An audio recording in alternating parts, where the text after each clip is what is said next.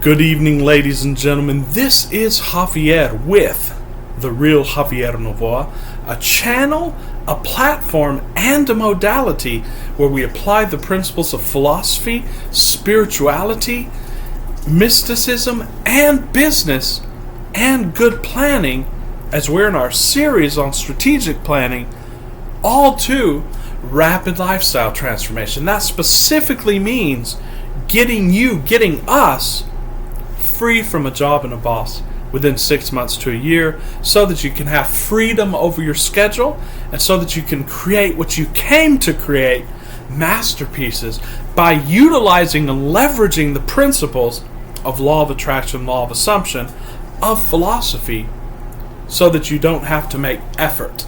That's the name of the game, ladies and gentlemen. We have a big video for you tonight going into the next steps, so to speak, of planning. The big steps as well.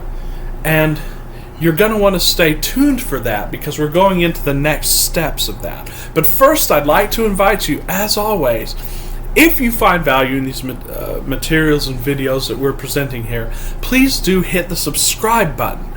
If it's your first time watching, we welcome you. If you've been watching for many weeks and months, or since we've begun and have not yet subscribed, I invite you to subscribe for benefit to you primarily, because we do release several videos every week, long form videos going into various topics of rapid lifestyle transformation. Being involved with the community, as we know, basically syncs our energy together and allows us to create more, allows us to benefit more than we would alone, at least in the game. And of course, last but not least, it does help us get the word out and play our small part, or great part, hopefully, in this global awakening, which is about getting people free so that as a society we can get into that vibrational advancement, so to speak, and do what we came to do. So I will give you a moment to subscribe. Thank you so much for subscribing. So, ladies and gentlemen, at least probably by the time you see this video, it will be Friday, ladies and gentlemen. Freedom Friday.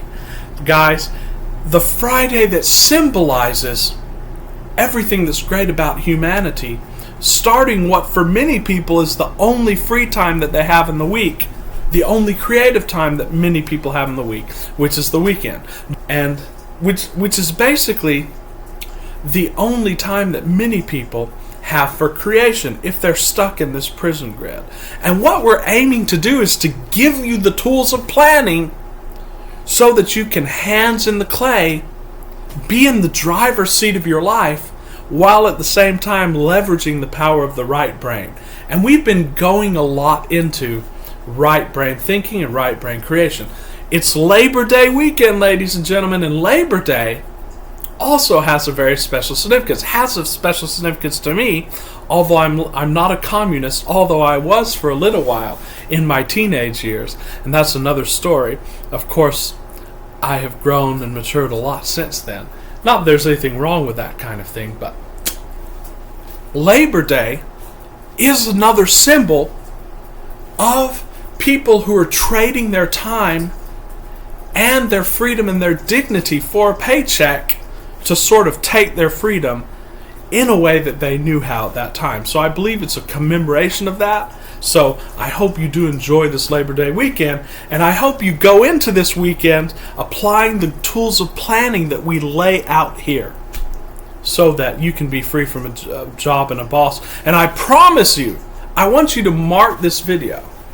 I want you to save this video in your favorites. And it's my promise to you, if you follow us on this journey, if you continue to implement the processes and steps that we're giving in this video, by next Labor Day, you will be free. You will be your own boss. And you won't be breaking your back. You won't be working many hours a day in a week, unless you want to. You'll be working on your own creative imperatives, so to speak. I promise you this. And again, you can go back next year and watch the video. So what do we want to talk about tonight, ladies and gentlemen? I want to talk about the nitty-gritty of the planning process. And there's no better summation of this or summarization of this, at least that I've seen, for the layperson, for the person who's not a professional project planner or something like this, project manager, but just for every man, every woman.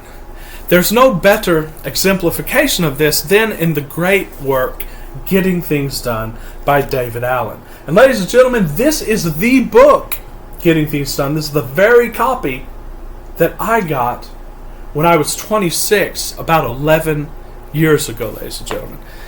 And it is well underlined and well noted, well worn, well read and reread again. Of course, there's a new version that I would argue is even much better, but there's nothing like returning to a book with so much emotional history, for me at least, than this early edition of Getting Things Done.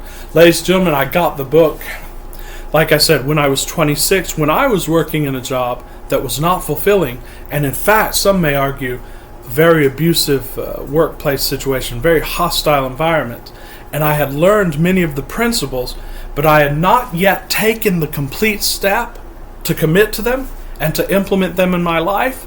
And I had not yet made the bridge in my mind and my mentality between the spiritual and the physical and how to fuse those. And I basically got this book in frustration.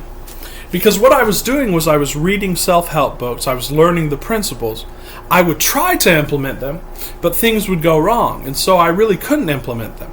Then I would blame myself, then I would sort of look for the next fix. And I said, this book is going to be the last book that I read about self-help. I found it in a Barnes & Noble. Somehow it resonated with me, and the book changed my life. It changed the way I do business. It changed the way I did organization and time management. Not that there is such a thing, because as David Allen says, you can't start with an hour and get 2 hours, so to speak. So there is no time management. The only thing you can do is manage your relationality to that. And we have done a few videos introducing the concepts of getting things done. If you're going to get free from the prison grid and from a job and a boss, at least in the game, I would recommend that you download a copy, and I'd recommend the newer Getting Things Done, the one that was actually rewritten by David Allen a few years ago.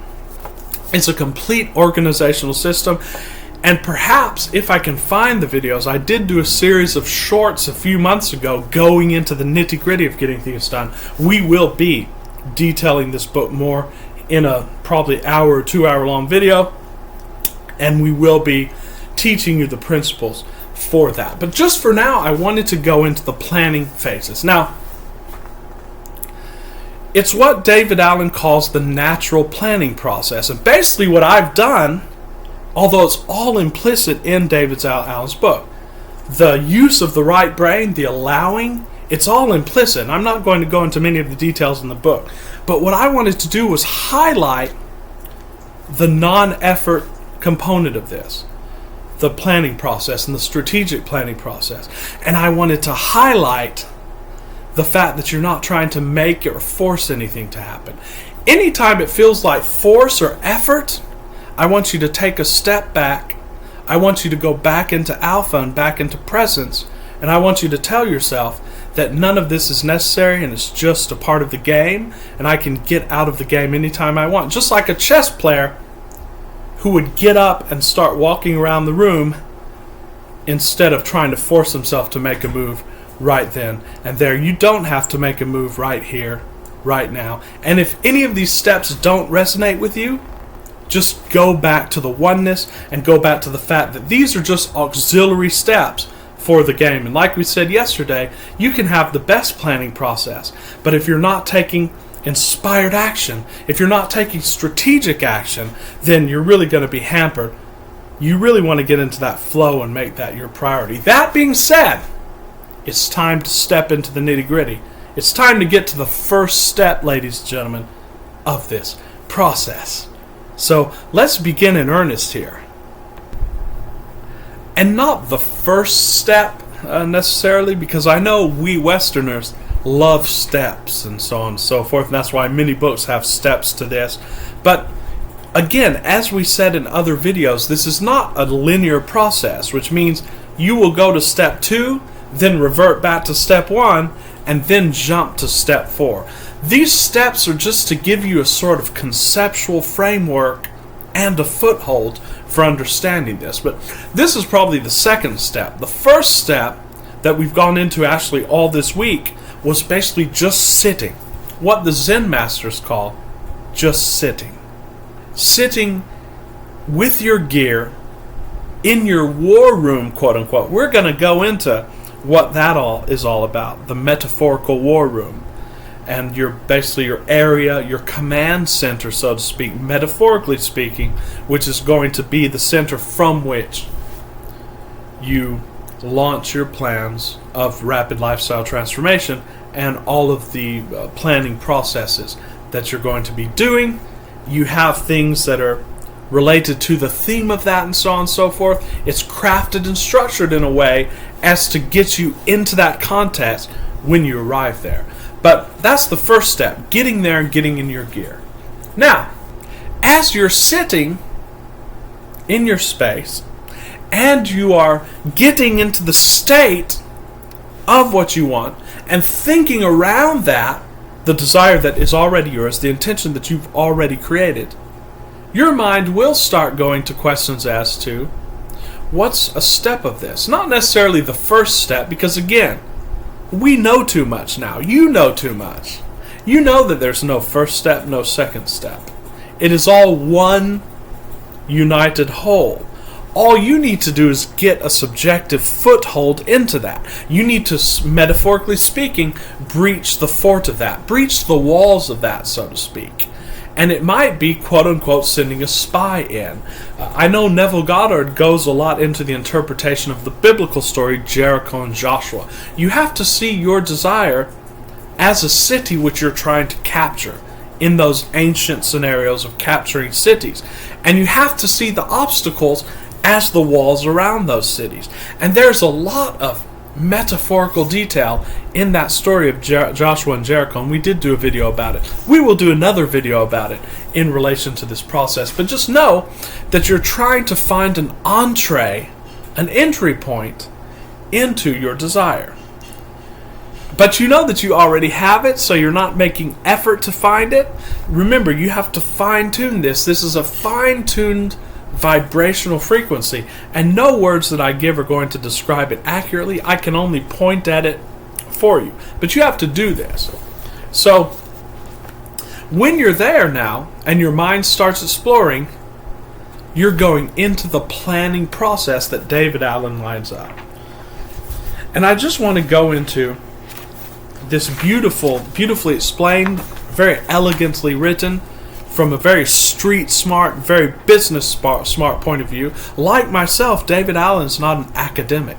He's a person who's learned through consulting, and he's learned on the streets, and he's basically had a conceptual framework of all of these issues coalesce by experience and by pragmatism. That's what this channel is all about as well. So, he says you're already familiar with the most brilliant and creative planner in the world, your brain, because you do this all the time. We're born doing this, ladies and gentlemen. We're even born drawing upon our right brain. And by the way, all of these things a 5- and 6-year-old knows intuitively and does all the time. All of these things. Just look at a 5- and 6-year-old. He can pick up anything off the ground, a stick, and he can make it into whatever he wants. That stick could become a broom on which he can fly. That stick could become a weapon or a sword. That stick could become a magic wand.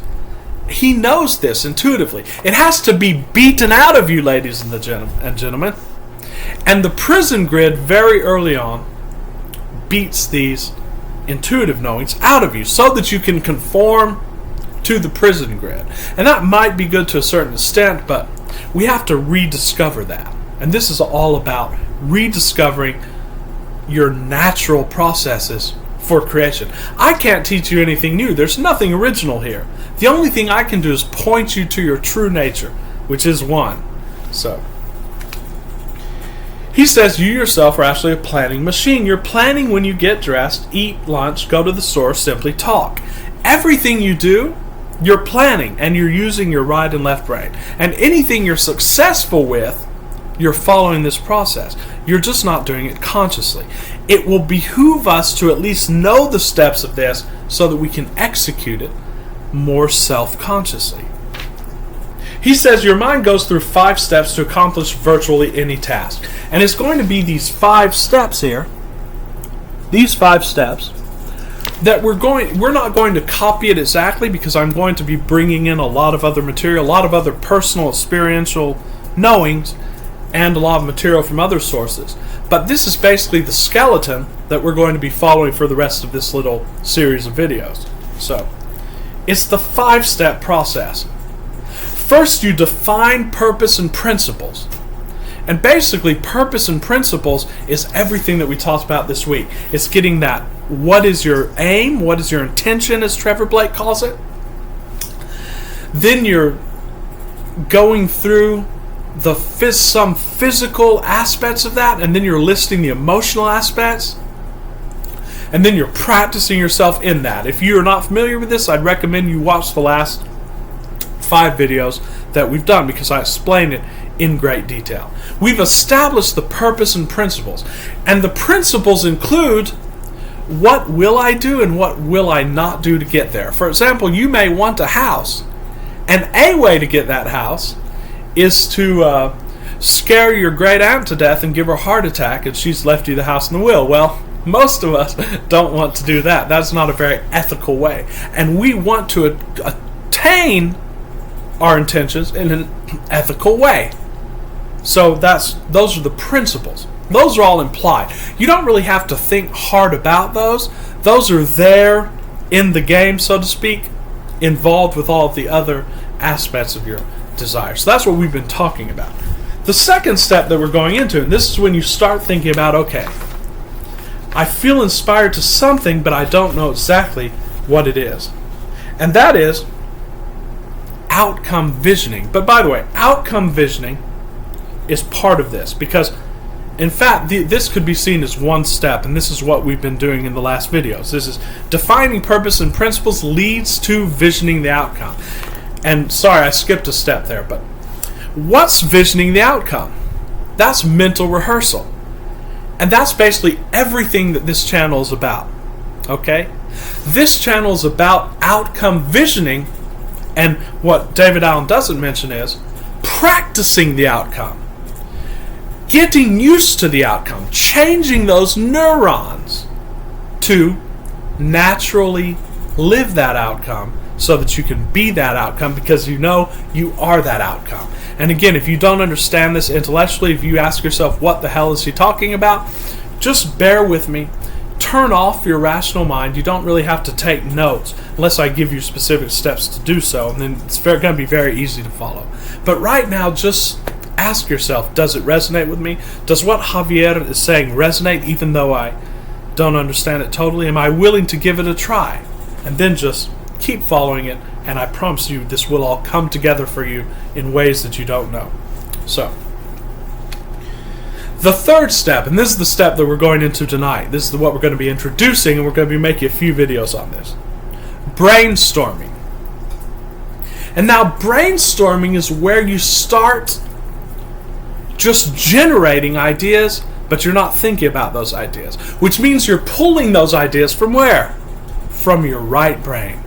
Now you see, David Allen talks about this in his book, and I'm not going to go through the exact passage, but what he says is, and you see this in your life, what most business people do is when they're in a crisis, they go through this backwards. First they try to, because remember, the next steps of this are, I just want to give you an idea so that you can know what I'm talking about. You organize the brainstorming, and then you identify next actions. So first you define your purpose, then you outcome visioning, then brainstorming, then organizing, then identify next actions. That's the 5-step process there. We're going to be talking about more in detail, but what most people in business do, and I can use the example of business because I've been in business for all of my career, is that first they see a problem, and then they try to take action. So they start with step 5. You would think that you would start at step 1. You'd have the most leverage there. But they start at step 5. So they say, oh my God, we got to work more hours. We got to do more sales. I'm not making money, so we got to do more of this, and so on and so forth. And then they fail at that. So then they go, oh my God, okay, we need to start, getting organized. We need to go get organized, and we need to bring in, consultant. We need to clean the drawers. And I've worked in so many businesses, worked with so many business people where they would bring new people in, they'd bring new management in, and all that management would do is basically move papers from one file to the other, and then they'd be gone because they had no impact. It doesn't matter if you get organized if you don't know what to organize and you're organizing deck chairs on the Titanic. That's not where you start. Remember, ladies and gentlemen, everything seen has its basis and starting point in the unseen. It was the great insight of the French economist Frédéric Bastiat. It's called the Bastiat principle, and we did a video on this a few months ago. But everything seen is rooted in the unseen. And also, from the unseen, you have more leverage because you're not dealing with physical stuff that you have to move around. You're dealing with a simple spiritual change which can happen in less than a second, and then it'll impact everything on the outside. That's what this channel is all about. That's what the law of assumption and law of attraction is all about. But what people are doing in business, because they've been blinded by this materialistic mindset, because they've been taught all of their lives that they have to change behavior in order to see something change, which is totally not true because it's not who you are. You don't have to change behavior. You have to change your view of who you are, which is what we teach you to do in this channel. But they start at the bottom and they have no leverage. So they say we need to get organized. That doesn't work. Then they start brainstorming. But what's the brainstorming that people in business are now doing, or people who are quote-unquote practical, materialist people are trying to do? The first question they ask, and David Allen talks about this, it's really funny. They say, okay, we need to find some good ideas. That right there already handicaps your brainstorming process. Because first of all, usually the way out of your situation on the surface has nothing to do with the situation you're in. And we can explain this a little bit more with a practical example from my life. You see, ladies and gentlemen, years ago, I had a medical condition, and we won't go into exactly what it was, and the doctor, this was not a very severe medical condition, but it was annoying nonetheless. But the doctor said, you know what, there's really nothing we can do about this, we just have to get you there are certain remedies, but there's nothing really you can do about it. But what I did was, I had the idea, okay, I want to change my diet for another reason. So I did change the diet, and with that diet change, this illness disappeared within days and has never come back with a certain change that I made in my diet. But I didn't set out to make a change in my diet for that reason. It was for another reason. So the change in my diet, if I would have had that brainstorming idea, I would not have been able to make the link or make the relation between that. But yet, that was the factor. As in business and rapid lifestyle transformation. Many times an obstacle or a problem that you have in front of you, the solution is not going to be something that you would think directly connects with that problem. I hope you understand me just a little bit. So, brainstorming is all about taking the filter off and allowing your right brain to just generate crazy ideas. What would seem like crazy ideas. Because remember, we're not now organizing these ideas. We're going from the top down instead of the bottom up. You'll organize them later. Right now, just have the ideas.